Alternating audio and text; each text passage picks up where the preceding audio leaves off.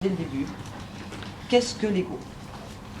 Qu'est-ce que l'ego? Alors, la maman qui s'appelle Marie, je nous en reparlera après, elle est un peu mal à l'aise par rapport à cette question, et moi honnêtement je me mets à sa place. Pas facile, hein, oui, je suis mère de famille, mais j'ai révisé un peu avant de poser des questions à Serge. Et alors, l'ego, c'est plein de choses très différentes, plein de définitions, et voilà, mais la psychanalyse, on dit plutôt du bien, on a fait un point d'équilibre nécessaire, synthèse. Tu te dis, si je dis des bêtises, tu corriges après tout. Hein. Ce que la psychanalyse a dit, c'est effectivement ça. Après, on verra voilà. les nuances qu'on peut apporter. Dans le langage courant, bah, c'est plutôt un truc affreux et assez gros, généralement. On parle d'un quelqu'un qui a un gros ego, un ego surdimensionné, voilà. En philosophie, c'est autre chose. Kant nous dit, c'est ce qui nous différencie du monde animal et végétal, puisque du coup, nous sommes capables d'avoir un retour de pensée sur nous-mêmes. Voilà. Sans parler du fait que l'ego aux États-Unis, c'est pas la même chose tout à fait qu'en France, et certainement pas qu'en Inde. Donc, comme au départ, on avait prévu de faire cette soirée dans un amphithéâtre, dans une salle d'amphi à la Sorbonne, avant qu'il y ait des événements dans les universités, donc je voulais qu'on attaque par un truc un peu universitaire, et que tu nous fasses une petite histoire de l'ego, à travers les siècles, les pays, voire depuis quand on parle de l'ego, dans des dinosaures, les guerres de religion, je ne sais pas. Dis-nous. Ben, en fait, ce que je voudrais d'abord dire, c'est que si Charlot pose la question à sa mère, c'est pas sans raison. Et ça, je tenais, moi, à introduire la question de l'ego avec cette mise en contexte-là. Charlot pose la question à sa mère parce qu'à l'école, il a vu deux professeurs s'engueuler. Et il y a un professeur qui dit à l'autre, « T'as un gros ego. » Et le professeur qui se fait dire ça, c'est son professeur préféré.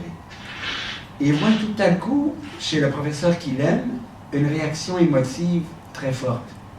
Du fait de se faire dire « t'as un gros ego », cette femme est emplie de tristesse. Et Charlot, comme il aime cette femme, réagit à ça. Il ne comprend pas pourquoi elle est remplie de tristesse, parce qu'il s'est fait dire qu'elle avait un gros ego. Alors il part à la maison avec ça, en se disant « mais qu'est-ce que c'est l'ego? Pourquoi elle est triste? » Et c'est pour ça qu'il pose la question à sa mère. Donc, au départ, il a vu que le fait de se faire dire ça pouvait générer de la souffrance. Et c'est intéressant. Et la question, donc, à partir de ça, il y a comme 200, je ne sais pas combien de pages pour y répondre. Mais pour répondre à Mireille... oui, après on verra ta définition. Ouais, bien sûr. Mais pour répondre à Mireille, parce que je me suis tellement intéressé à l'ego, ça fait 30 années que je soigne les personnes, comme disait Mireille, qui ne fonctionnent plus dans le travail, mais d'abord et avant tout, ce sont des personnes souffrantes. Hein, elles arrivent dans mon bureau parce qu'elles souffrent. Elles arrivent dans mon bureau parce qu'elles disent toujours d'ailleurs la même chose. À peu près toutes les personnes disent la même chose après quelques minutes. Je ne sais plus qui je suis. Ça, c'est une phrase très importante. Je ne sais plus qui je suis. On est dans une dimension identitaire. Et c'est en rapport avec le fait qu'elles ne fonctionnent plus dans leur travail. Il faut aussi se rappeler ça, là. Je ne fonctionne plus dans mon travail. Et là, je ne sais plus qui je suis. Et elles disent aussi, je ne sais plus où je vais. Donc, une question de sens. Donc, une question identitaire et une question de sens. Les deux. Et à force de les écouter depuis déjà une trentaine d'années, pour comprendre cette souffrance-là, je n'ai pas pu faire autrement que d'arriver à la question de l'ego. C'était impossible. Toute personne, j'affirme ça haut et fort, humblement, toute personne qui s'intéresse à la souffrance humaine et qui cherche des moyens de la soulager véritablement, et là je ne parle pas de la sédentaire, bien sûr, je parle de la souffrance psychique, ben, toute personne qui s'y intéresse vraiment, un jour ou l'autre, va arriver à la question de l'ego. C'est inévitable. J'en suis maintenant profondément convaincu. Et l'ego, d'après certains philosophes, n'a pas toujours existé. Pour répondre à la question de Mireille, dans l'histoire de l'humanité... Tu n'es pas obligé. Non, mais j'aime bien répondre aux questions qu'on me pose. J'ai beaucoup cherché sur Internet. J'ai fouillé. Ça fait des années que je cherche, que je creuse pour comprendre, parce qu'il y a une petite histoire. Je vais faire des détours, mais je vais revenir sur la voie principale. Il y a une petite histoire qui m'a beaucoup marqué, qui est racontée par le gars qui a écrit le livre « Le pouvoir du moment présent ». Son prénom, c'est Eckhart Tolle. Alors, je ne suis pas certain d'avoir tout compris ce qu'il y a dans le livre, mais il y a des éléments qui m'ont beaucoup touché, beaucoup. Puis il raconte une histoire, il dit qu'il y a un homme qui marche sur une route et qui arrive tout à coup face à face avec un moine bouddhiste. Et il se dit, enfin je vais savoir ce qu'est le bouddhisme, enfin je vais comprendre. Alors il arrête le moine et lui demande, pourriez-vous me dire ce qu'est le bouddhisme? Et là il s'attend à une réponse très très longue.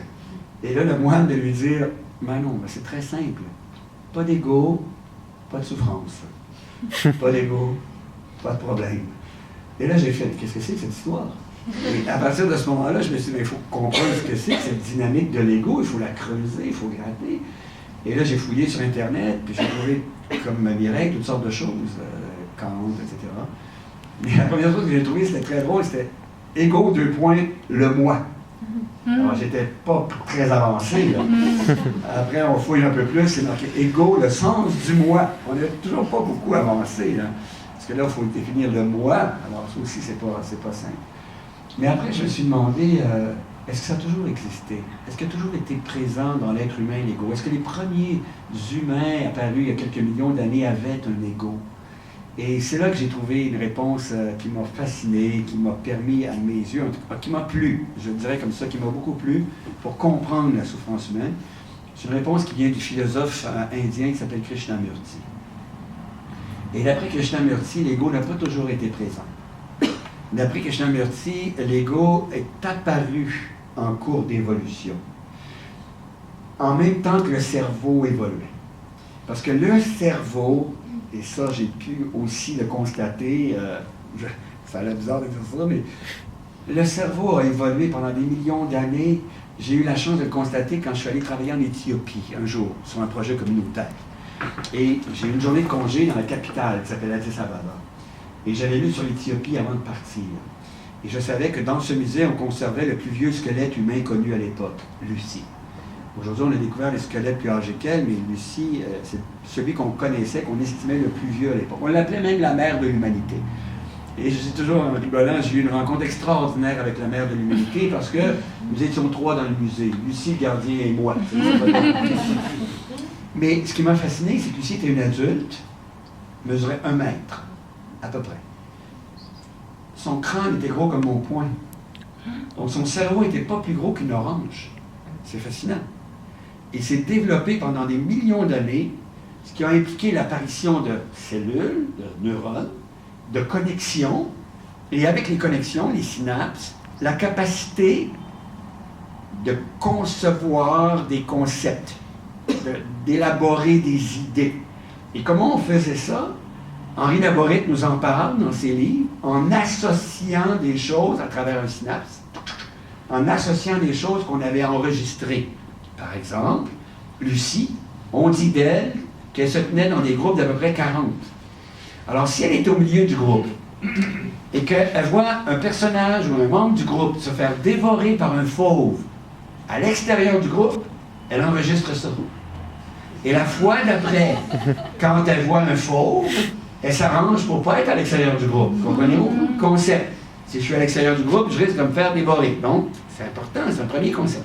Alors, Krishnamurti nous dit qu'un des premiers concepts en rapport avec l'ego aurait été lié au phénomène du territoire. J'ai un territoire, il me permet de survivre.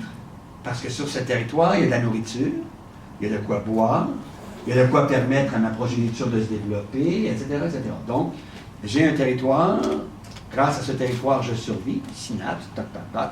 Je dois donc défendre ce territoire, le protéger, etc., etc. Et là, on glisse. Là, je vais aller tranquillement vite dans ma définition. Je vois bien. Je t'informe, je te le dis pas trop vite. Je vois très bien. Parce qu'on va pas se poser des questions là-dessus. Le glissement, parce que d'après Krishnamurti, c'est un glissement, une espèce de dérapage qui aurait conduit à l'apparition des premiers rudiments de l'ego. Et il aurait été le suivant. J'ai un territoire, il me permet de survivre. Hein? J'ai un territoire et il me distingue d'eux. Parce qu'il me rend différent de ceux et de celles qui n'ont pas ce territoire. Et Krishnamurti dit, c'est intéressant parce que là, tous les concepts se mêlent. J'ai un territoire, il me permet de survivre. J'ai un territoire donc que je dois défendre, mais j'ai un territoire, il me distingue, et je dois donc défendre ce qui me distingue. Et ça, c'est très important, parce que là, on entre dans des rudiments liés à l'ego, là. Je dois défendre ce qui me distingue, et non plus seulement ce qui me permet de survivre. Et ça, c'est très, très, très important. Alors, un des premiers rudiments de l'ego aurait donc été « je suis ce que je possède ». Cette phrase est très importante. Je suis mon territoire. Je suis ce que je possède. Et ça fonctionne encore aujourd'hui. Et là, il y a un processus qui est apparu dans le cerveau, et c'est fondamental de comprendre ce processus-là pour comprendre la souffrance humaine, psychique. C'est le processus d'identification. Et là, on va arriver à ta définition au niveau de la pelure d'oignon. Vous allez voir, c'est simple. C'est comme une usine, le processus d'identification qui fabrique ce que j'appelle les pelures identitaires. Et maintenant, je compare l'ego à un oignon, où il y a d'innombrables pelures identitaires. La première étant, je suis ce que je possède. Et là, je m'amuse toujours à dire, ça fonctionne encore aujourd'hui. Tous les jours, d'innombrables fois par jour, le processus d'identification est activé. Vous êtes dans une boutique pour acheter un vêtement. Vous êtes devant la glace. Vous essayez le vêtement. Et la personne qui aimerait vous vendre le vêtement, probablement inconsciemment, active le processus d'identification. Elle prononce la phrase suivante. Écoutez-la, elle est magnifique. Mais c'est tout à fait vous, ça. C'est quand même extraordinaire. C'est tout à fait vous, ça. Et là, le processus d'identification s'active. Ah oui, vous trouvez? La personne qui ajoute, oui, c'est votre palette de couleurs. C'est votre style. Et là, ça fait encore plus. Et là, elle finit par enfoncer le clou avec « on n'en a qu'un à votre table ». Et là, ça fait « oh, il va me distinguer ». On retourne à l'idée du territoire qui nous distingue. S'il n'y en a qu'un, il va me distinguer. Donc, on s'identifie aux vêtements. D'ailleurs, toutes les personnes qui veulent nous vendre des vêtements, c'est correct, moi j'aime ça, les beaux vêtements bien faits, etc. Mais en même temps, ils s'adressent au processus d'identification pour pouvoir le vendre. C'est ça qui est extraordinaire avec les griffes qui vont nous distinguer de ceux qui n'ont pas cette griffe-là, machin, tout le temps, tout le temps. Et là, on arrive à la maison. On s'est identifié aux vêtements. Et là, on arrive devant les personnes qu'on aime le plus au monde. Elles nous regardent et nous disent « Qu'est-ce qui t'a pris? Est-ce que ça se peut faire des vêtements comme ça? Combien ça t'a coûté? » Et là, parce qu'on s'est identifié aux vêtements, les commentaires ne sont plus perçus comme des commentaires à propos du vêtement, mais à propos de ce que nous sommes, par le cerveau. Vous me suivez? Et là, ça déclenche la vieille réaction très primitive de lutte ou de fuite pour assurer la survie. Et c'est là qu'il y a la confusion, c'est là qu'il y a le gros problème. Parce qu'on entre en mode lutte et en quelques secondes, on fait « bande d'ignards, ne connaissez rien à la mode, etc. » Et là, ça amorce au niveau des idées, un conflit, mais biologiquement, le corps le vit exactement comme si c'était une lutte pour la survie. C'est un principe super important. À notre époque, le cerveau ne fait plus la différence entre la perception d'une menace à la survie et la perception d'une menace à l'ego. C'est grave. Il déclenche exactement la même réaction biologique de lutte ou de fuite dans les deux cas. Et là, on va voir d'autres pelures identitaires qui font partie de l'oignon. À moins que tu aies une autre question à te poser. Fini sur l'oignon, il y en a plein. Alors, deuxième pelure identitaire, donc la première, on s'identifie à ce qu'on possède. On s'identifie à tout un tas d'objets. On s'identifie à sa voiture. Et ça donne des horreurs, d'ailleurs, s'identifie à sa voiture. Parce qu'il y a des personnes qui traitent leur voiture comme s'il en allait vraiment de leur... Enfin, je ne vais pas dans les détails. Deuxième pelure identitaire, il faut s'en occuper de sa voiture, mais c'est pas comme si on était sa voiture, là. Ça n'a rien à voir. Un stylo. On s'identifie à un stylo. Je suis mon stylo. Et si on perd le stylo, la vie est finie. Où est mon stylo? Où t'as mis mon stylo? Parce que là, on attaque l'autre. Biologiquement, parce qu'on ne trouve pas le stylo, c'est incroyable. Deuxième pelure identitaire, on s'identifie à ce que nous faisons, à ce que nous fabriquons. Ça, c'est très important aussi. On le voit chez tous les artistes, on le voit chez toutes les personnes qui créent, les écrivains, les musiciens, peu importe, qui attendent la critique. Et le jour où il n'y en a pas, c'est déjà un problème. Mais le jour où il n'y a que des critiques négatives, parce que les personnes sont identifiées à leur œuvre, les critiques ne sont plus perçues comme des critiques à propos de l'œuvre, mais à propos de leur être. Il y a des gens qui dépriment profondément parce qu'il y a eu des critiques négatives. J'ai fait une entrevue, j'ai eu la chance de faire une entrevue dans une émission de radio ici, enfin quelques-unes, celle-là a été très touchante. Là. Il y avait à côté de moi un romancier.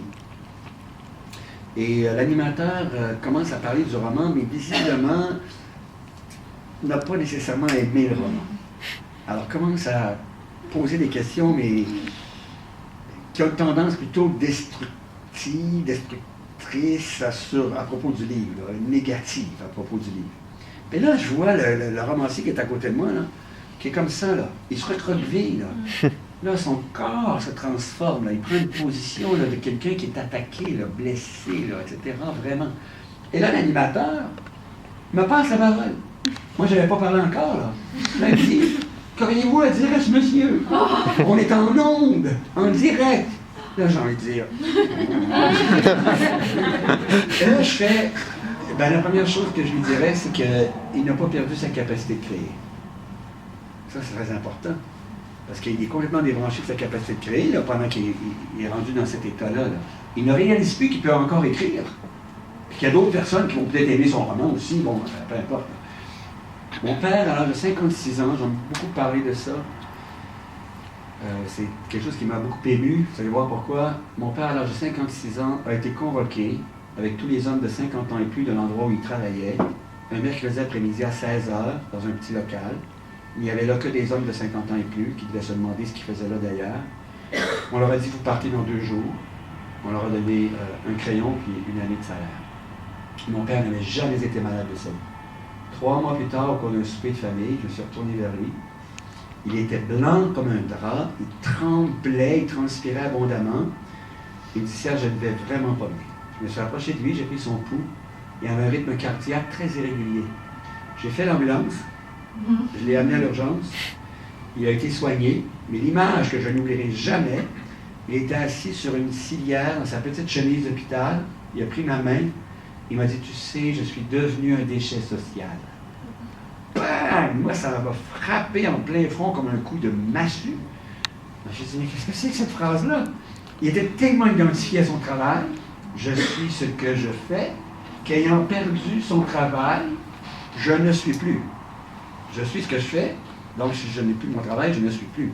Et pire que ça, il a fabriqué une nouvelle pelure identitaire terrible. Je suis un déchet social. C'est terrible. Bon, il y a 92 ans aujourd'hui. Il y avait 56 ans. Il a traversé toutes ces étapes pour découvrir ce qu'il était vraiment, apprendre à se connaître. Un jour, je me suis aimé pour de vrai, apprendre à s'aimer vraiment pour ce qu'il était comme être humain profondément et non pas juste à cause de ce qu'il faisait. Très important. Autre pelure identitaire, 3e. J'en ai parlé tout à l'heure. On s'identifie à ses opinions, à ses idées, à ses croyances. Et ça aussi, c'est important d'en prendre conscience, de devenir alerte par rapport à ça. C'est à propos de tout et de n'importe quoi. Dans le livre Pension à l'hamster, c'est à propos de la feuille du rouleau de papier hygiénique. Est-ce qu'elle est en avant ou en arrière? Moi, je suis sûr que c'est en avant que ça va. Et puis pour l'autre personne est certaine que c'est en arrière que ça va. Alors là, on s'identifie à cette idée-là. Et là, on dit, cette idée-là, comme s'il en allait de te survivre. Pourquoi tu ne tombes jamais? C'est toujours moi qui fais les tours. Non, mais c'est extraordinaire. La position du papier hygiénique. Et là, avec quasiment les machines, les pots de fourrure.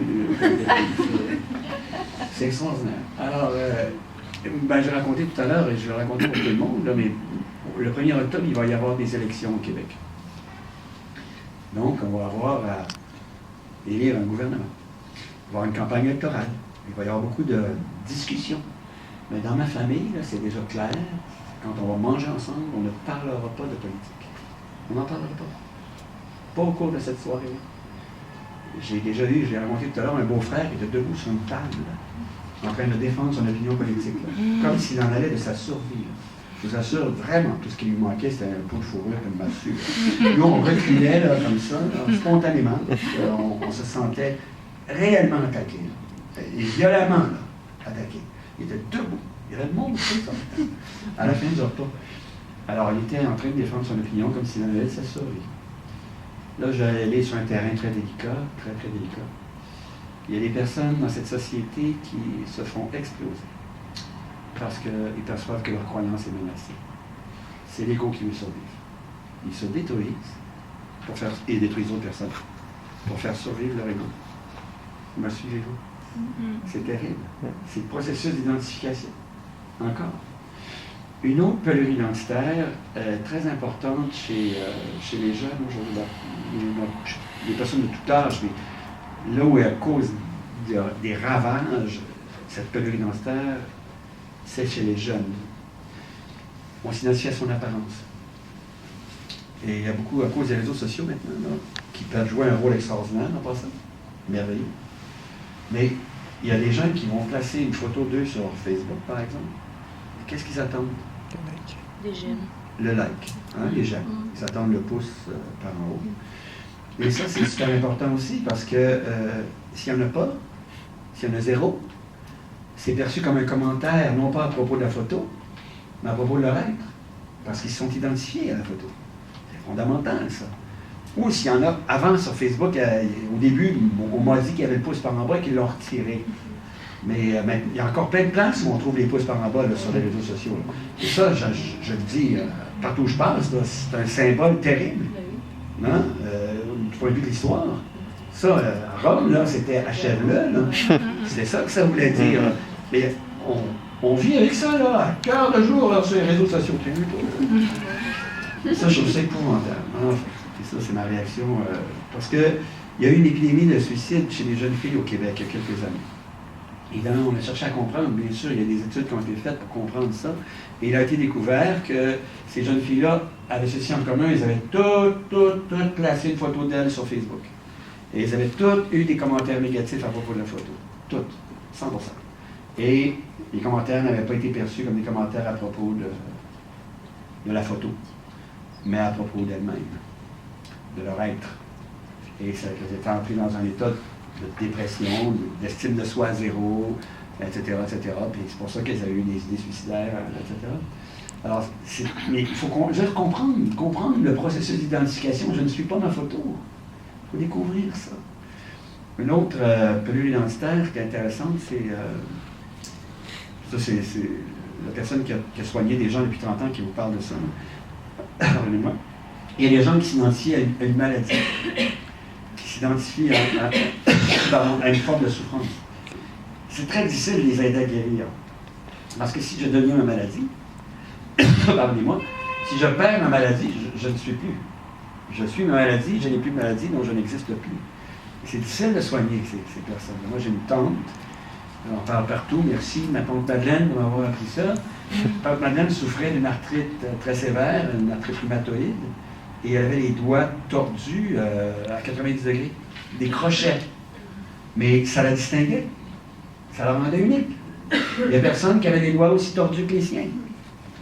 Elle n'était pas soignable.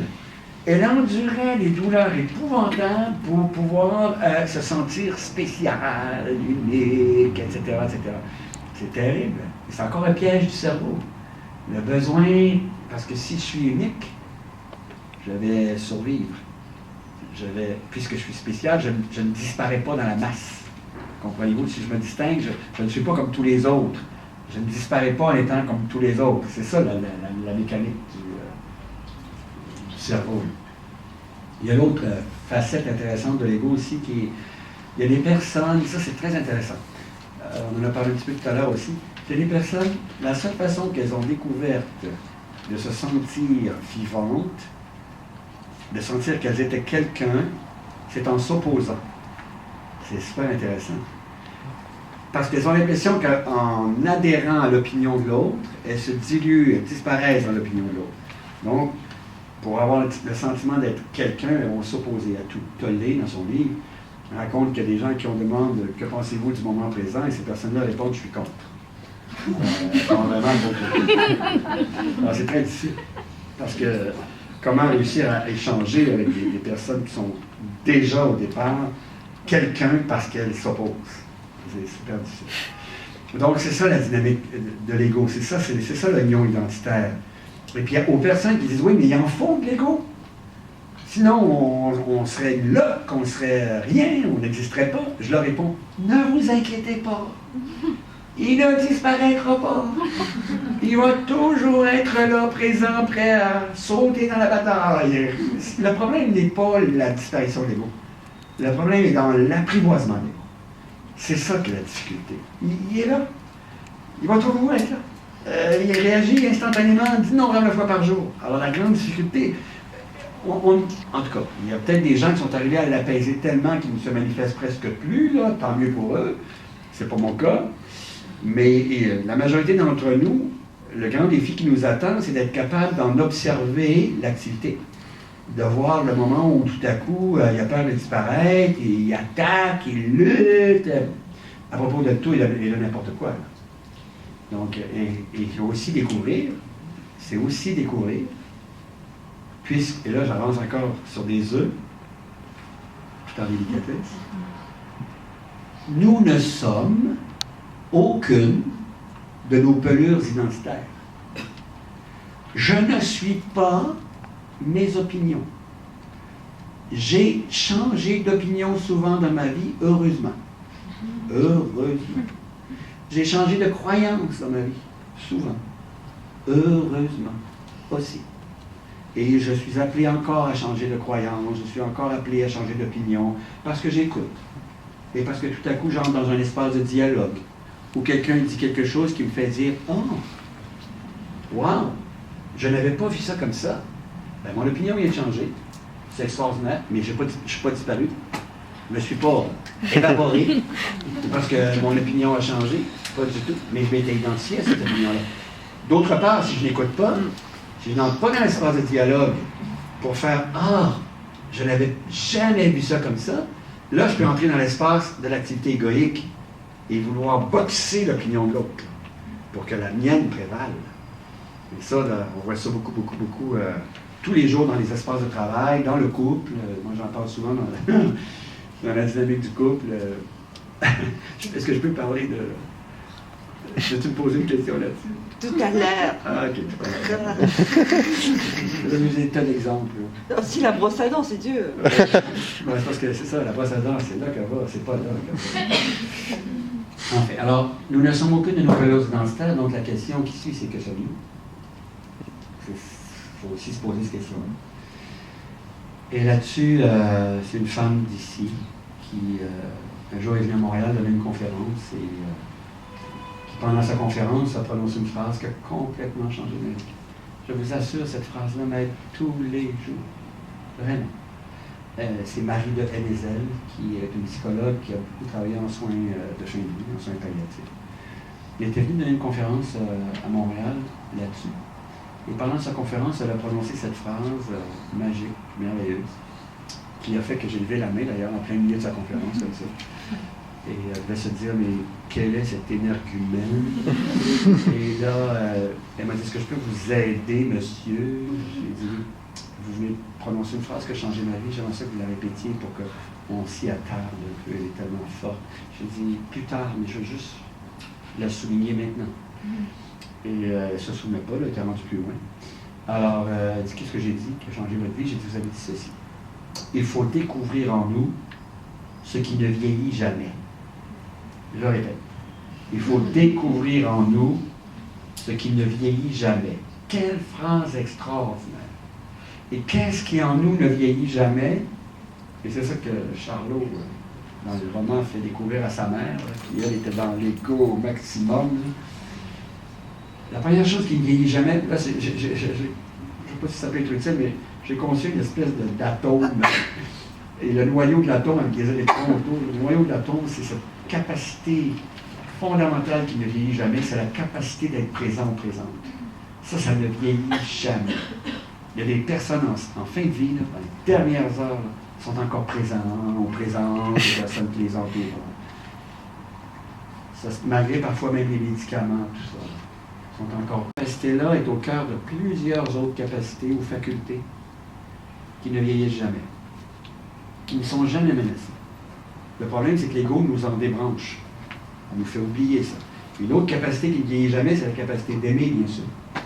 Ça ne vieillit jamais. Et comment peut-on aimer si on n'est pas présent? Ça, c'est important aussi. Parce que le noyau, c'est la capacité d'être présent. On peut aimer si on est présent. Donc, une autre capacité d'aimer ne vieillit jamais. Aux soins palliatifs, dernières heures de vie, il y a des gens qui expriment encore leur amour aux personnes qui les entourent.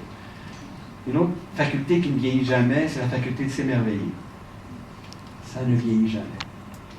J'ai des belles histoires là-dessus que je raconte depuis plusieurs années maintenant. Il y a une dame qui m'a dit qu'elle était enceinte de jumeaux. Sa mère est entrée aux soins palliatifs. Elle est allée accoucher. Et elle a eu la chance de prendre les jumeaux et de les amener pour les montrer à sa mère. Et quand elle décrivait ça, là, elle décrivait le visage de sa mère. Là, elle disait, si vous aviez vu les étoiles dans ses yeux, l'émerveillement, intact, dernières heures de vie. Ça ne vieillit jamais. Elle n'est pas en train de défendre une opinion politique, comme la marque de sa voiture. C'est super important. Une autre faculté qui ne vieillit jamais, c'est la faculté ou la capacité de savourer. Ça non plus, ça ne vieillit jamais. Il y a une autre belle histoire qui m'a été racontée là-dessus. Il y a une dame qui m'a dit que son père souffrait d'un cancer du tube digestif. Il ne pouvait plus rien absorber par la bouche. Il était nourri par les veines. Mais elle et sa mère se sont dit, si on lui fabriquait les biscuits qu'il aimait tellement. Alors elles en ont préparé. Elles ont déposé quelques grains de biscuits sur la langue du monsieur. Et il a fait ceci. Encore. Capacité de savourer. Intacte. Qui ne vieillit pas. Une autre capacité qui ne vieillit jamais, c'est la capacité de créer. C'est ce dont je parlais au romancier qui voyait son œuvre critiquée négativement. Mais sa capacité de créer était encore là. Intacte. Mais s'il entre dans les propos de l'animateur et qui laisse son ego être happé, son attention être happée par l'activité égoïque, il va se débrancher de sa capacité de créer. Une autre capacité qui ne vieillit jamais, c'est la capacité d'apprendre. Ça ne vieillit jamais. Moi, je crois qu'on apprend tous les jours. On apprend à vieillir, on apprend à mourir, on apprend à souffrir, on apprend tellement de choses. C'est jamais fini, ça. Jamais. J'ai vu des personnes que j'ai accompagnées aux soins palliatifs. J'en ai accompagné, moi, des personnes aux soins palliatifs, pas beaucoup, mais quelques-unes. Et elles ont appris à mourir dans les dernières heures de leur vie. Elles l'ont vraiment appris. Elles transmettaient ça. Autre capacité qui ne vieillit jamais, la capacité de transmettre. Ça ne vieillit jamais, ça non plus.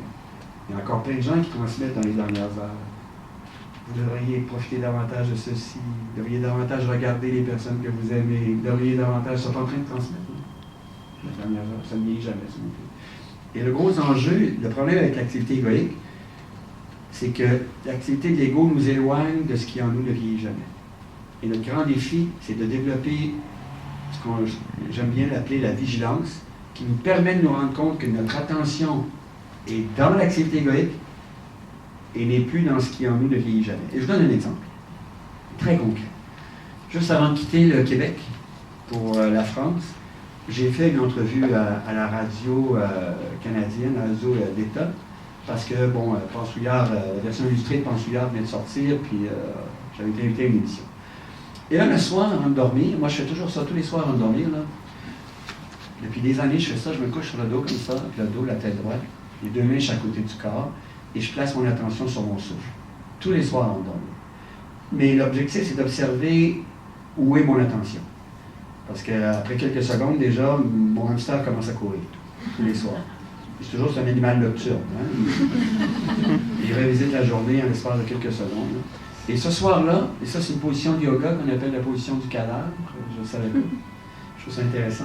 Toujours à la blague, s'il y en a un qui n'est pas stressé, c'est quand même lui. Alors, comme ça. Et là, ça commence dans ma tête. Je revisite l'entrevue à la radio que j'avais donnée le matin. Et là, dans ma tête, ça faisait « Ah, pourquoi j'ai dit ça? Ah, si j'avais dit ça, j'aurais eu l'air plus intelligent. » Ce genre de choses-là, ça tournait. Et tout à coup, ça a fait Serge, est-ce que ta capacité d'aimer est menacée? Serge, est-ce que ta capacité de t'émerveiller est menacée? Je me pose la question concrètement pour ramener l'attention sur ce qui est en moi ne vieillit jamais. Là. Est-ce que ta capacité de savourer est menacée? Non. Non. Non. Ben, je vous assure, en quelques instants, ça s'apaise. Je s'en fous de l'entrevue du matin. Là. Je ne peux plus revenir, je ne peux pas la refaire. Là. Je peux apprendre que j'aurais pu dire ça. La prochaine fois, j'essaierai. C'est tout, ça s'arrête là. On ne passera pas la nuit à refaire de la télé ou de la radio. Alors donc, c'est très concret là, comme outil. C'est très concret, là, ça, poser cette question-là dans toutes sortes de circonstances. Non, mais c'est parce que j'ai toujours le goût de raconter ça, mais ce soir, j'ai le goût, tiens. Je ne vais pas raconter souvent. Et là, je vais vous en parler. Ma première peine amoureuse de ma vie. Non, c'était important parce que, sans le savoir, déjà à l'époque, il y a quelque chose que j'avais appris. Une chose que j'avais apprise. J'avais 19 ans peut-être autour de ça et bon, j'étudiais la médecine, c'était très exigeant, beaucoup d'heures et la jeune femme avec laquelle dont j'étais amoureux, elle n'étudiait pas la médecine, alors elle avait beaucoup de temps. Puis on arrive, elle a dit, écoute, moi là, j'ai autre chose. Elle a dit, j'ai autre chose à faire dans la vie. Là. Alors, c'était la rupture. Et là, je rentre chez moi. Je suis allé voir je rentre chez mes parents ce soir-là. Et là, j'étais dans un état épouvantable. Je sanglotais. Là, mon père me dit, mais qu'est-ce qui se passe? Il dit, elle m'a laissé. Et là, il sort cette expression québécoise épouvantable. Chaque torchon trouve sa guenille. Ça, je vous assure que c'est aidant, hein? Une situation comme ça. Ça, c'est fait. Ça remonte la morale. Je vous assure, cher papa. Il ne savait pas quoi dire, au fond. Hein? Chaque torchon trouve sa guenille.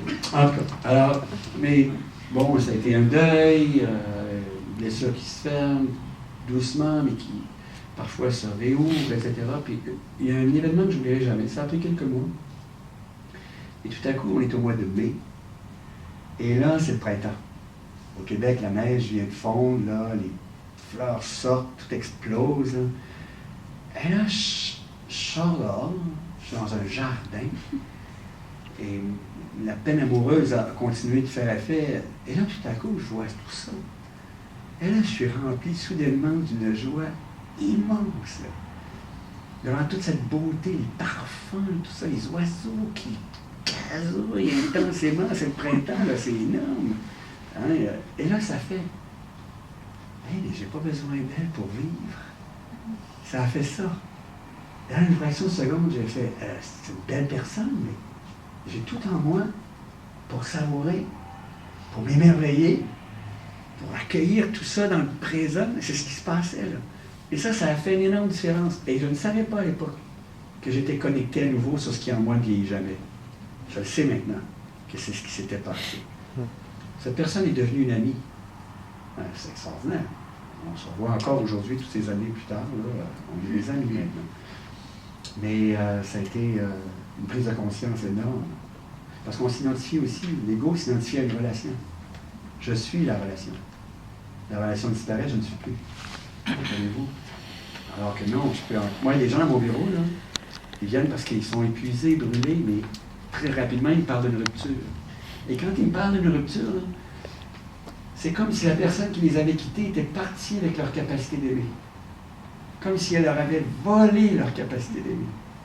Et tout à coup, après un certain temps, ils font, mais non, mais je suis encore capable d'aimer. Ils font ça, là. Ça peut prendre plein de formes, là. Alors, ils retrouvent une énergie, là. Wow, je suis encore capable. Ben oui, vous êtes encore capable d'aimer.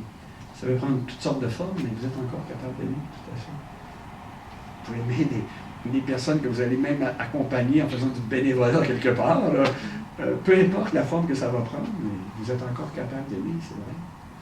Mais l'ego, lui, il ne veut pas ça, parce qu'il a l'impression d'avoir été humilié, on m'a rejeté. Je suis disparu parce qu'on m'a rejeté, etc. Vous voyez-vous la fin? J'espère que je suis clair. Ça va? Allez, autre question. Hey, j'avais répondu longuement la première, imaginez. Alors, j'en ai d'autres, mais peut-être qu'on va revenir, après avoir parlé des mots, au roman. Tu nous racontes un peu l'histoire, les personnages, que tu nous résumes sans tout dévoiler. Mais... C'est super important parce que je l'ai dit tout à l'heure à quelques personnes, il y a beaucoup de gens qui m'ont, après avoir lu le roman, me disaient ben voyons, ça se peut pas, des enfants aussi matures que ça, t'exagères, blabla. Ben je réponds, et je répète quelque chose que j'ai dit tout à l'heure, les personnages du roman sont inspirés de personnages réels que j'ai rencontrés. Le docteur Maryse, le personnage principal, c'est une femme, elle s'appelle Maryse, et elle est aux prises vraiment avec l'activité égoïque. Elle veut être la meilleure de son domaine, elle veut être connue dans le monde entier, qu'on écrive sur elle, etc., etc. Alors c'est dans cet univers-là qu'elle vit. Jusqu'au jour où son fils Charlot vient lui demander, maman, qu'est-ce que c'est que l'ego? C'est quoi l'ego? Mais ce personnage de Maryse m'a été inspiré par une enseignante que j'ai eue comme étudiant en médecine. Personne ne voulait être sur son département. Personne ne voulait travailler avec elle. C'est extraordinaire. Il n'y avait pas l'admiration qu'elle cherchait, elle la faisait fuir. C'est fascinant, hein? Et elle était pédiatre. Elle soignait des enfants. Et dans le roman, d'ailleurs, il y a une phrase, comme ça, son fils commence à lui dire, écoute, c'est de ta présence dont on a besoin. La capacité d'être présent, présente. On s'en fout de tes diplômes et de des honneurs, des prix que tu gagneras, tout ça. Tant mieux si tu en gagnes. Et ce dont on a besoin pour guérir comme enfant malade, parce qu'elle soigne les enfants malades, c'est de ta présence, de ton attention. Juste ça. Et c'est de pas besoin d'avoir... Je dis aussi, je pense que c'est dans le texte, il n'y a pas de prix, il n'y a pas de médaille pour ça. Ça n'existe pas les Olympiques de la présence. La médaille d'or de la présence. Vous êtes la plus présente personne de toutes les personnes de la planète. Ça n'existe pas. On ne s'en rend même pas compte, on ne sait pas qu'une personne, parfois, ou on s'en rend compte parce qu'on se sent tout à coup écouté par l'autre. On sent que la personne est présente, mais on ne donnera pas une médaille pour ça. Non, on ne donnera pas un trophée parce qu'elle a été présente. Non. Mais pourtant, et c'est ça que Charlot, le petit bonhomme de 9 ans, fait découvrir à sa mère. Et Charlot est aussi quelqu'un que j'ai connu, un petit bonhomme de 9 ans que j'ai connu quand j'étais dans mes stages de pédiatrie, et qui était très très malade. Et puis bon, j'ai eu le privilège de m'occuper de lui un certain temps. Et sans savoir pourquoi, probablement à cause de... Je suis un peu ému parce que je me souviens tellement de lui. Il y a une relation qui s'est créée entre cet enfant-là et l'étudiant en médecine que j'étais. Ça s'est créé comme ça, même une pédopsychiatre qui s'occupait de l'enfant, parce qu'il souffrait d'une maladie du tube digestif, puis il était aussi vu par une pédopsychiatre, avait dit aux infirmières de venir me parler pour me dire que je pouvais aider cet enfant-là. À cause de lui. Et ce que je ne savais pas à l'époque, c'était la présence. Moi, je n'étais pas un médecin pour lui, parce que je ne connaissais pas grand-chose en pédiatrie, j'étais étudiant en médecine. Tout ce que je pouvais lui offrir, c'était une présence. Quand j'arrivais le matin, j'allais le voir. Je lui demandais quel genre de lui il avait pensé. Et je l'écoutais, mais vraiment, je l'écoutais. Et ce petit gars était d'une maturité inouïe. Avait une réflexion sur le monde incroyable. À 9 ans.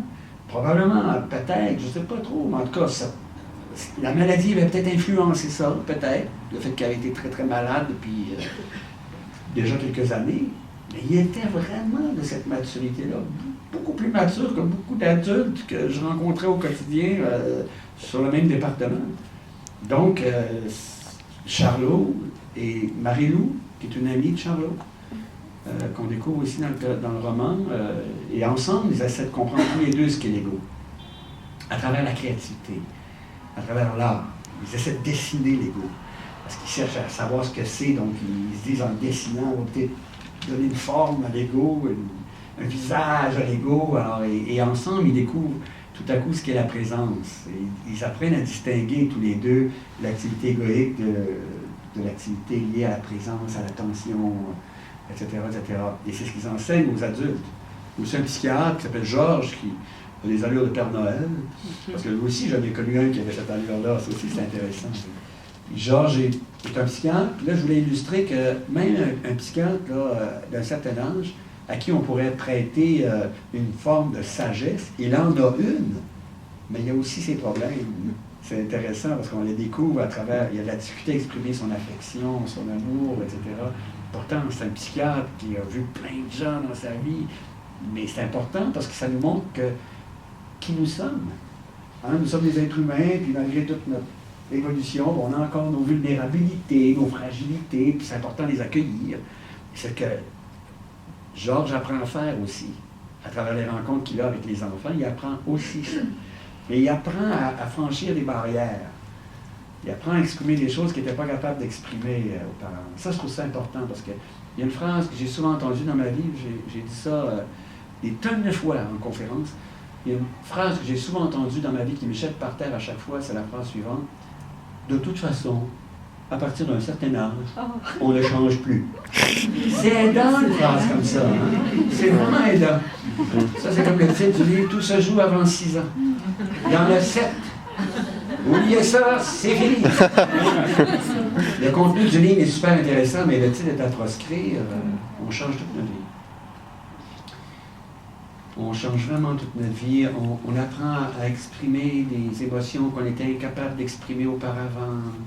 On apprend à observer cette activité dans notre tête. On se transforme, on change, on reste moins longtemps dans l'activité égoïque, on revient plus rapidement à la présence. Ça, ce sont des changements réels.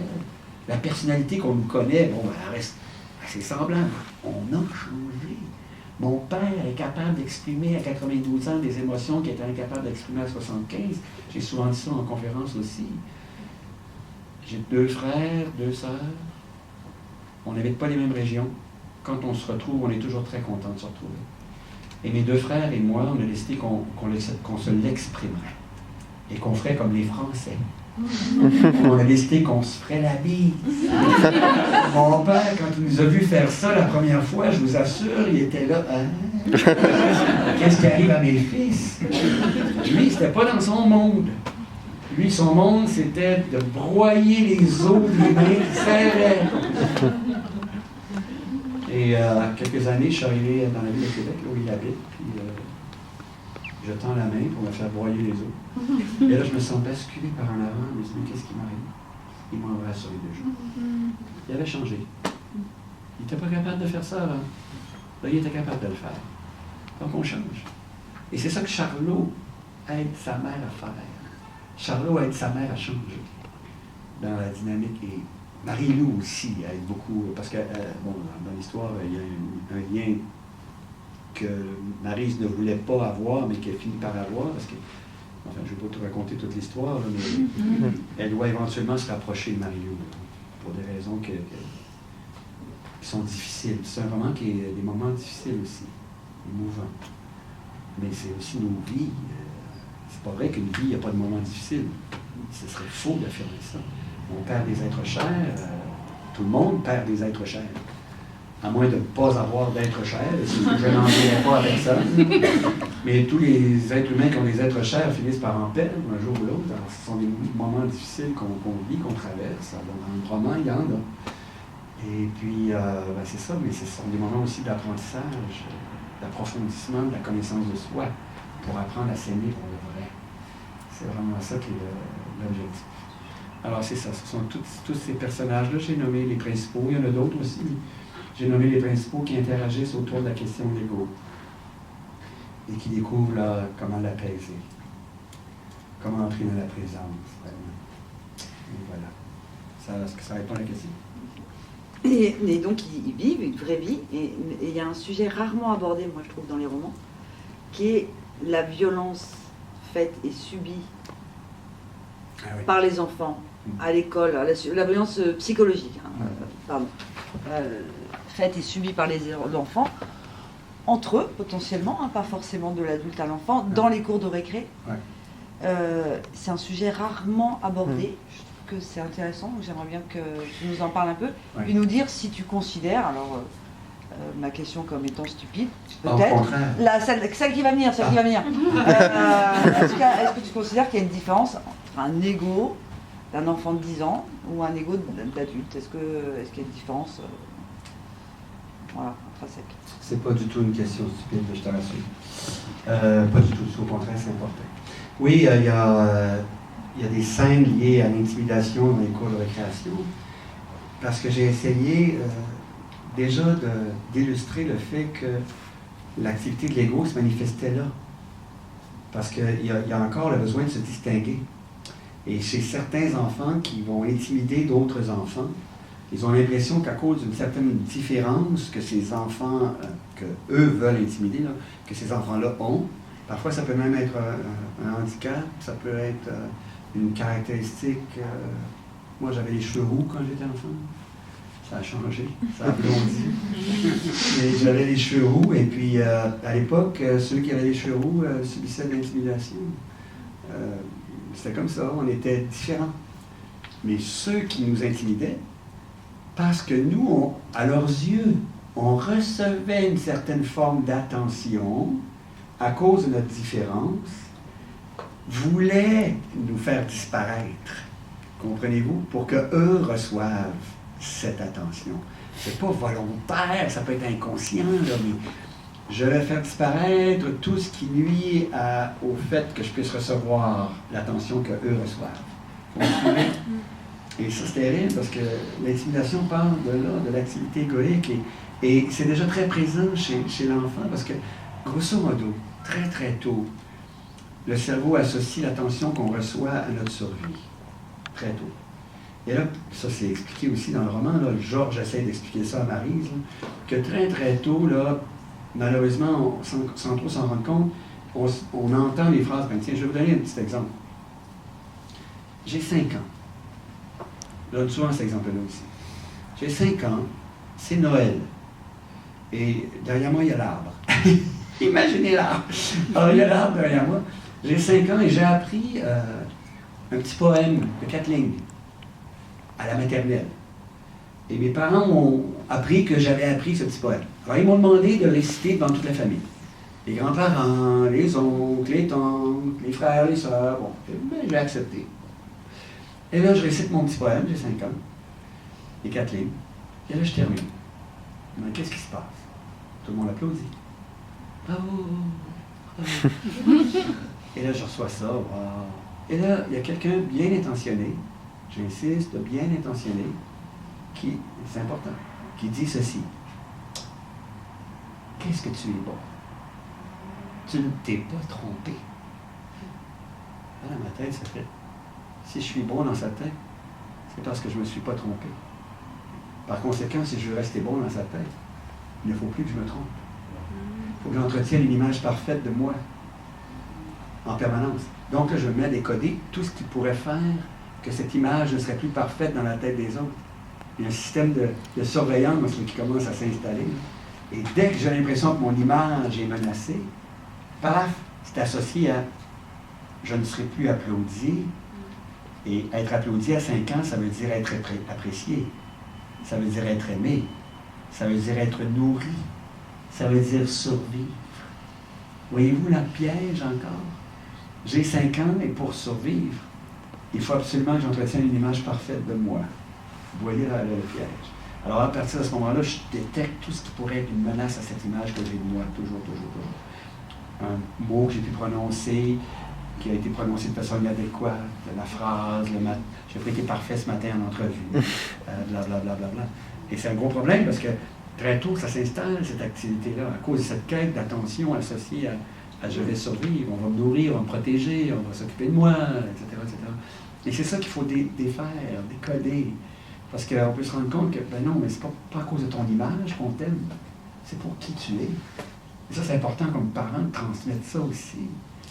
C'est pas l'image de toi que j'aime, c'est toi. C'est l'être que tu es. Et ça c'est fondamental pour qu'on apprenne très tôt à distinguer les deux. Mais c'est le travail de toute une vie. Puis encore là, je l'ai dit, mais ce sont souvent des personnes bien intentionnées qui prononcent des phrases comme ça. C'est pas du tout malveillant, pas du tout.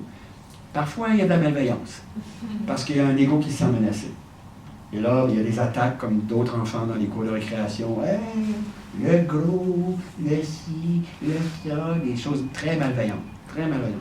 Parce que c'est pour faire disparaître ce qui, à leurs yeux, distingue l'autre et pourrait même lui permettre d'avoir une attention qu'eux n'ont pas. En cause de ce que je viens de vous décrire. Vous me suivez? Alors, c'est toute une mécanique. Et ça dure toute la vie, ça. C'est important, c'est jamais fini. C'est jamais fini. Enfin, en ce qui me concerne. Comme je dis, il y a peut-être quelques personnes qui sont totalement libérées d'activité égoïque, tant mieux pour elles. Mais, j'ai le goût de raconter ça. Tellement, j'ai le goût de raconter ça. J'ai eu la chance d'aller au Népal il y a quelques années, accompagner un groupe de dirigeants d'entreprises du Québec qui allaient au Népal parce qu'ils avaient donné des sous à une fondation qui a été créée par Mathieu Ricard, le moine bouddhiste, un homme extraordinaire que j'ai eu la chance de rencontrer et que j'aime beaucoup. Et Mathieu Ricard avait invité des leaders québécois qui avaient donné des sous à sa fondation au Népal pour voir comment leurs sous étaient utilisés. Vous allez voir les écoles que je construis, ou qu'on construit, les cliniques de santé qu'on met sur pied. Si vous voulez venir, je vous invite. Et bien sûr, les gens, au début, ils pensaient qu'il y en avait 2 ou 3 qui décideraient d'y aller. Il y en a eu 25. Et ces 25 personnes-là, moi, on m'a téléphoné, j'ai eu ce privilège-là pour me dire, écoute, si tu nous accompagnais le soir, on ferait un débriefing. On revisiterait la journée pour savoir comment les gens ont vécu ça, tout ça. Et une des premières choses qui m'a frappé, c'est que le monastère où on nous a amenés, c'est une école. D'abord et avant tout, une école. Et il y a des orphelins dans la rue qu'on recueille, on leur donne une éducation, on les instruit. À l'âge de 18 ans, s'ils veulent partir, ils peuvent partir. S'ils veulent rester, ils peuvent rester. Il n'y a aucun souci. Mais au moins, ils ont quoi se débrouiller dans la vie. Là. Et donc, on a rencontré les enseignants, les professeurs. Il commence à y avoir quelques femmes, mais c'est surtout des hommes. Dans le monastère bouddhiste, là, il y a quelques moniales maintenant qui apparaissent. Là, mais à cet endroit-là, c'est surtout des hommes. Et là, on a rencontré le professeur de philosophie, qui était aussi celui qui s'occupait des budgets. C'est quand même intéressant, hein? Alors, il faisait les deux. Alors, il rentre dans la salle, on est 25 assis par terre, en cercle. Il rentre dans la salle, et je vous assure, quand je l'ai vu, j'ai fait, c'est lui qui a servi de modèle à toutes les sculptures de Bouddha. Comprenez-vous? Et vraiment, là, rond, bon, vraiment, pareil comme des sculptures. Et là, il s'avance, il s'assoit, il y a entre 70 et 80, je dirais, c'est difficile de déterminer l'âge, mais autour de ça. Il s'assoit, et la première phrase qu'il prononce, c'est « Ce matin, j'ai été stressé ». Ah ben là, j'ai vraiment renversé, parce que là, je me disais, un moine bouddhiste de 75 ans à peu près, qui médite depuis à peu près 60 ans, dans ma tête, ça n'a plus de stress, il est vite. Hein? Alors, donc, je suis vraiment estomaqué, je lui pose la question, pourriez-vous nous en parler? Alors il dit oui, hier, on a eu toute une journée de discussion, d'échange avec des investisseurs qui voulaient nous aider à construire une école. Et on a eu une très belle journée. Et on a repris les discussions cet avant-midi. Mais à la fin de l'avant-midi, on ne s'est pas entendu. Parce qu'ils avaient des exigences auxquelles qu'on ne pouvait pas satisfaire, littéralement. Il dit, on a terminé la réunion sans entente. Ben, il dit, je me suis senti tout croche. Puis là, j'ai commencé à me dire, ben, qu'est-ce qu'on aurait pu dire, comment on aurait pu faire. Mais il dit, là, je me suis levé. J'ai traversé la salle, je suis arrivé sur la première marche et je me suis arrêté. Et là, je me suis posé la question suivante. En quoi ce problème m'est-il utile? Et là, j'ai arrêté d'être stressé. Ben, ça, c'est la différence entre lui et moi. Parce que moi, ça aurait continué tout l'après-midi, toute la soirée, une partie de la nuit, etc., etc. Alors, donc, ce qu'il disait qui était intéressant, c'est que son activité continuait, mais il l'arrêtait vite. Il était capable de l'intercepter rapidement et d'apaiser son esprit rapidement. Parce qu'on est encore aussi dans l'activité, finalement, j'aurais pu dire autre chose. Mais là, on peut apprendre, c'est important, distinguer l'ego de l'apprentissage. La capacité d'apprendre est là. Il faut ramener l'attention dans l'apprentissage, pas laisser l'attention dans l'ego. Vous comprenez? Donc, une des choses que tu nous dis, c'est de revenir au présent. Ouais. On est d'accord. Et c'est pas toujours facile Non. d'être au présent. Non. Donc là, c'est maintenant, je voudrais que tu racontes l'anecdote avec Daniel quand toi tu fais la vaisselle et qu'elle rentre. Bon, ok. Daniel étant la conjointe de Serge. Ouais. Alors, ça, c'est une anecdote. La difficulté d'être au présent vraiment Ouais. bien sans. Je lui ai demandé la permission de raconter cette anecdote à ma conjointe parce que je me suis dit un jour, il y aura quelqu'un qui lui dira sais-tu de quoi il nous parle. Et elle m'a dit non, t'es pas sérieux, tu parles pas de ça. J'ai dit oui. C'est pour des raisons pédagogiques. Ok, c'est correct. Alors un jour, je suis en train de laver la vaisselle, puis j'ai une assiette dans la main, et là, je verse une goutte de savon sur l'assiette. Et elle vient d'arriver de travailler. Elle vient tout juste d'entrer dans la maison. Et elle me regarde, puis elle me dit mais tu mets beaucoup trop de savon? Et là, ça part tout de suite, là. Là, l'écho, là, l'image n'est pas parfaite. Hein? Et là, ça part, l'hamster part. Comment ça, trop de savon? Quand c'est-elle, elle, de la quantité de savon? Est-ce qu'elle a un doctorat en savon? Ça, là, c'est l'ego. C'est vraiment l'ego, là. Parce qu'on est supposé de tout savoir, d'être parfait, etc. Et c'est là que c'est important de ramener l'attention dans le présent. C'est pour ça qu'il faut s'entraîner. C'est tellement fondamental, parce que l'activité égoïque, c'est instantané, c'est omniprésent. Pour ça que je vous dis, ne vous inquiétez pas, il ne disparaîtra pas. Il est là tout le temps, tout le temps, tout le temps. Et c'est là que ça devient très difficile, parce que comme c'est un mode lutte, ben le cerveau, lui, il sécrète réellement les hormones de la lutte. C'est réel. Les muscles se contractent, là, la mâchoire se serre, là, sérieux, comme si on était en mode réel là, de lutte. Là. Et là, si on s'est entraîné, là, on est capable tout à coup d'observer ça. Mais l'ego, il a toujours le goût de gagner. Parce que s'il perd, il disparaît. C'est dans sa, j'ai envie de dire, sa logique, si on peut appeler ça une logique. Je perds, je suis éliminé, je disparais. Donc, il veut toujours gagner. C'est toujours l'identification et une opinion. Je sais, moi, la quantité de savon à mettre. Mais après tout, c'est moi qui l'a fait, qui la lave, la vaisselle. Et là, en mode lutte, là, et c'est là que, bon, moi, j'aime bien, Christian Lottier a écrit un livre qui s'appelle « L'éveil de l'intelligence ». Et je trouve ça tellement beau comme titre, « L'éveil de l'intelligence ». Parce que c'est là qu'on a à devenir intelligent. L'intelligence, une manifestation extraordinaire de l'intelligence, c'est celle-là. C'est de se rendre compte tout à coup que ben, c'est juste à propos d'une goutte de savon, là. Mais qu'en même temps, c'est devenu une lutte à finir, là. Elle est là, l'intelligence, là. Est-ce que je m'engage dans une lutte à finir, là? Parce que dans la lutte à finir, ça voudrait dire que là, on nomme, on verbalise ce qu'il y a dans la tête, là. Qu'est-ce que tu en sais, toi, de la quantité de savon à mettre? As-tu un doctorat en savon? Et là, ça, c'est la lutte. Et la fuite, ça pourrait être, écoute, fais-la, ta fichue vaisselle. Ça, c'est la fuite. On n'a rien réglé. Alors que si on s'est entraîné, là, qu'on vous observe l'activité de l'ego, là, et là, on est capable de faire, hey, c'est l'ego, wow! Et d'être bienveillant avec soi-même, là. Pas d'en rajouter, pas de mettre de l'huile sur le feu. Maudit égo! Ça, c'est encore l'ego, ça aussi, là. On va nulle part avec ça. Ah, c'est l'ego, wow! Et là, on ramène l'attention dans le présent. C'est difficile pour s'entraîner sur la saleté qui disparaît dans l'assiette, la propreté qui apparaît. Wow! Quel beau travail! Et là, ça fait communiquer. Présence. Est-ce qu'on pourrait parler de ta journée? C'est un fait, là, c'était vécu. Et là, elle a fait, je suis désolé. J'ai eu une journée de fou. Et là, on va parler. Bang! Alors que si on était resté dans l'activité égoïque, alors, la soirée devient infernale. Et là, on s'en va se coucher. Bonne nuit. Dors bien. Et être sûr que je vais bien dormir. Toi, par exemple.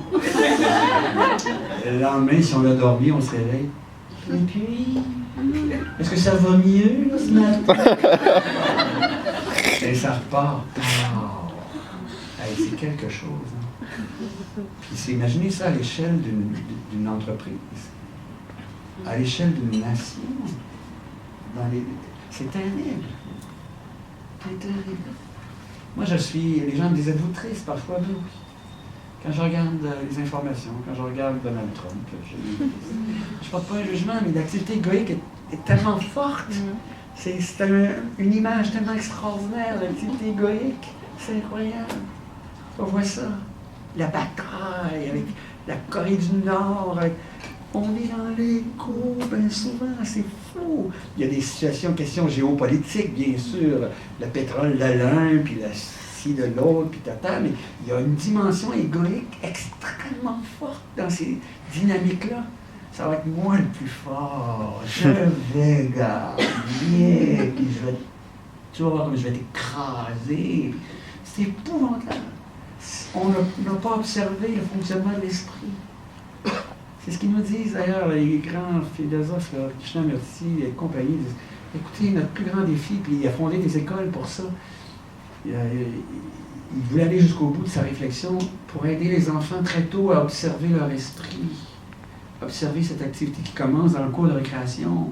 S'ils pouvaient déjà commencer à apprendre ça très tôt, à 6 ans, 7 ans, 8 ans, imaginez les changements que ça ferait.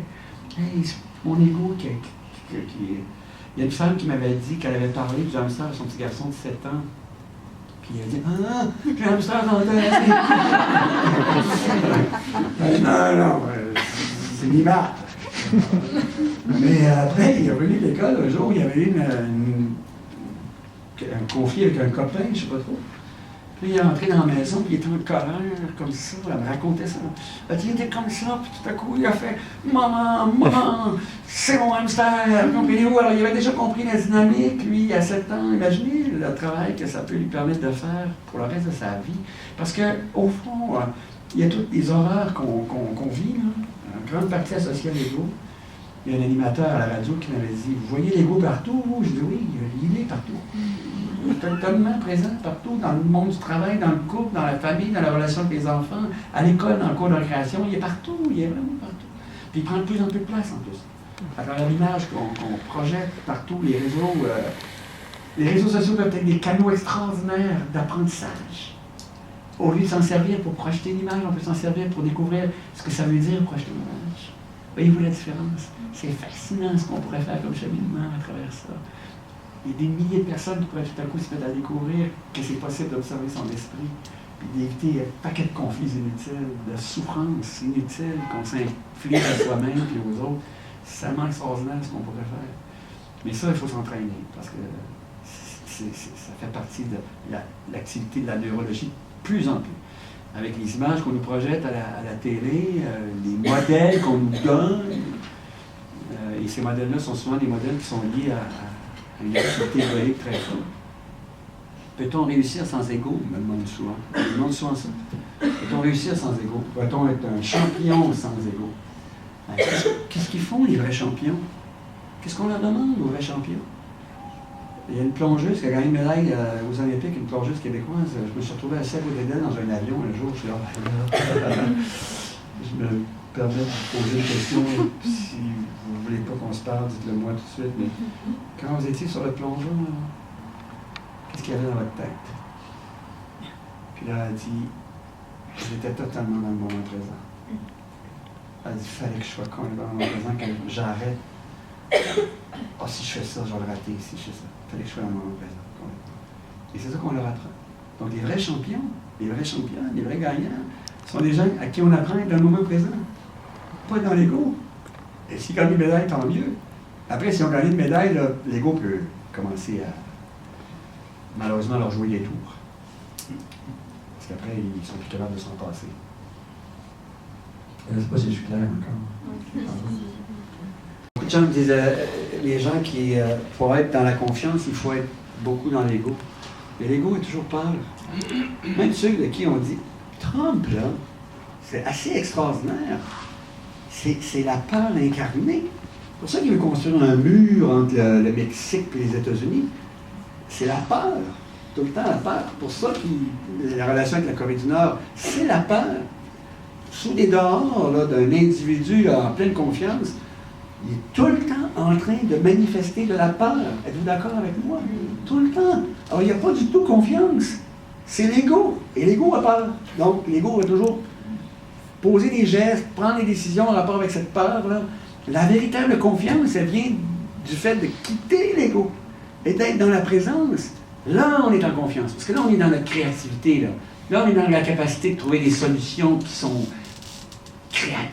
je dirais pleines de créativité, qui sont constructives, pour reprendre un mot qu'on utilisait tout à l'heure, qui sont constructives, qui sont intelligentes, etc. Parce qu'on est dans une lucidité et non pas... Et ça génère la confiance. Parce que de développer son potentiel, ses capacités, ses ressources, ça se fait pas dans l'ego. Ça se fait simplement dans le fait qu'on est, je viens de le dire, qu'on est dans la présence. L'enfant qui apprend à jouer du piano, là, s'il commence à se dire, je vais être un pianiste de concert, ben, il va commencer à faire des fausses notes. Pour être capable d'être un bon pianiste, il faut que toute son attention soit dans le jeu. Il faut que ce soit dans la présence. Et là, il peut devenir un bon pianiste. Et là, il va peut-être devenir pianiste de concert. Et là, il va peut-être gagner des prix. Et là, il va peut-être... Mais parce qu'il a développé son habileté, il est complètement là. Quand il joue, complètement, le peintre qui est en train de se dire, si je mets un peu plus de bleu, ils vont peut-être aimer ça. Alors là, il n'est pas du tout dans la créativité, encore une fois. Et là, il n'acquiert pas la confiance, parce qu'il est toujours en train d'être dans le jugement qu'on pourrait porter sur son travail. Là, il a peur. Et s'il est en train de faire... Après, là, ce qui arrive, il arrivera ce qui arrivera. Mais l'œuvre est terminée. Et c'est là que la confiance émerge. C'est super important. J'espère encore une fois que je suis clair là-dessus. Là, c'est important. C'est une confusion encore à notre époque. Et je m'intéresse à toutes les personnes qui observent aussi, pour découvrir ce que ces personnes-là écoutent. Et Tollé, encore lui, qui a écrit le pouvoir du moment présent, disait qu'il y a deux grands mouvements sur cette planète. La vieille conscience et la nouvelle conscience. La vieille conscience, c'est celle qui est liée à l'ego. La nouvelle conscience, c'est celle qui est liée à la présence. Les deux mouvements sont très actifs présentement. Parce que la vieille conscience, l'ego, il se débat pour continuer à faire les Donald Trump de cette planète. Mais la nouvelle conscience, elle continue à se répandre. On est ensemble ce soir, on échange, on a discuté tout à l'heure avec... il y a des personnes ici qui ont des blogs, qui écrivent des articles, etc. Et c'est ça qui est important pour que la nouvelle conscience se répande. On l'applique dans sa vie, on en parle autour de soi. Et c'est ça qui va faire. Moi, là-dessus, je ne serais pas ici ce soir si je n'étais pas optimiste. Je ne serais pas ici ce soir, j'en parlerais pas si je n'y croyais pas. Je serais peut-être quelque part, je me construirais une cabane en haut d'un arbre. Mais non, si je suis ici, si j'en parle, si j'écris des livres, c'est parce que j'y crois profondément. Et je crois profondément qu'on peut tous et toutes aussi continuer à répandre ces messages-là, à les appliquer dans sa vie, à en parler. Dans un couple, on peut parfois faire hey, c'est notre ego. OK. Avec les enfants, avec les parents, à l'école, partout, dans les entreprises. Je me suis promené, je termine une tournée de 20 conférences dans des entreprises avec des regroupements de dirigeants d'entreprise. Des gens dans des entreprises de toute taille, 10, 15, 20, 100, 300 collaborateurs, etc. Et on échangeait autour de ça. Et ça, je me dis, wow! Parce que j'ai parlé de l'ego à ces dirigeants d'entreprise. Et puis, ils faisaient, oh là là, on n'avait pas vu ça comme ça, là. Puis ils disaient, peut-être qu'il y a des choses qui vont changer demain, là. Entre autres, dans l'expression de la reconnaissance. On va exprimer de la reconnaissance comme on ne le faisait pas. Ça, il y en a qui m'ont dit, on va faire ça. Alors déjà, on change là, doucement, en parlant, en échangeant. C'est ça, on va faire autrement. On change la dynamique. Alors, si j'étais pas ici, si j'y croyais pas, je ne serais pas ici. Et je veux continuer